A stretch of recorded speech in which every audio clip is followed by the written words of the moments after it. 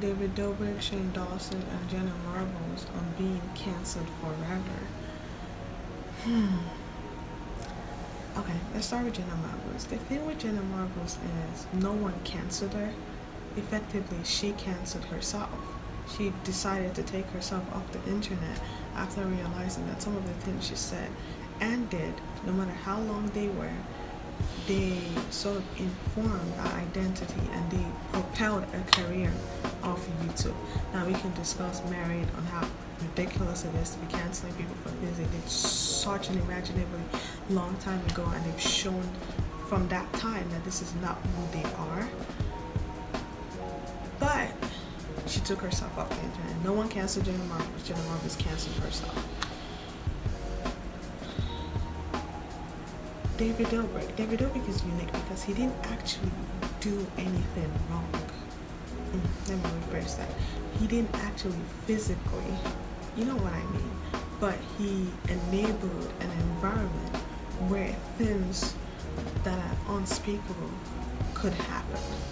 So I think he'll be back, and I think he is back already, but his content has left such a bitter taste in my tongue, and I did really like his content, and I probably still watch his content some more, but I'm struggling to figure out how you separate what you used to make versus what you do make.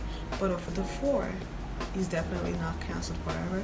The problem with David Dobrik from the beginning always was he never addressed anything from racism to bullying to sexual assault. He never addressed any of it, and for a long time it worked until it didn't.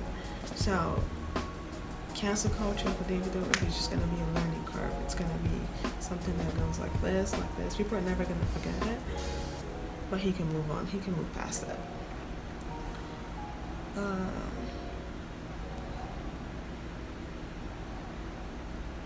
Shane Dawson.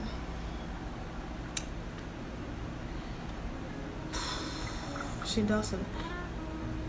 I personally hope that in his case, cancel culture holds, simply because it's content after content after content after content, to the extent that he himself deleted billions and billions and billions of footage from his channel because people kept finding clips of inappropriate behaviors with animals, inappropriate behaviors with children, to blackface. But I mean, at this point, who hasn't done blackface? To using racial slurs in points where there was literally no reason to use them. Like, I understand using them for like comedic purposes, and I'm not really sure how it's funny, but he was using them in points that there was no comedy. Nothing was funny. You're just making fun of POCs, or you're making fun of whoever you're making fun of. But I personally started watching Shane Dawson, I believe in 2019, when what did he do? He made in 2019, what did Shane Dawson do in 2019? Oh, I remember. In 2019, when YouTube recommended the shit out of the Josh Beck crossover, this is when Josh Beck started his YouTube channel, and I was like, Drake and Josh, oof, oof.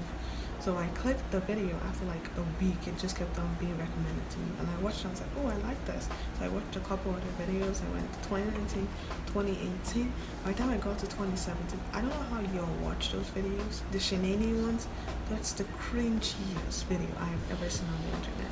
The ones with Joey or Cypher, very uncomfortable. I don't know how y'all watch them. And you know what? And all the videos where he was skinny, I could not watch them. Can I say that? But all the videos where he was skinny, I could not watch those videos. I could only watch the ones where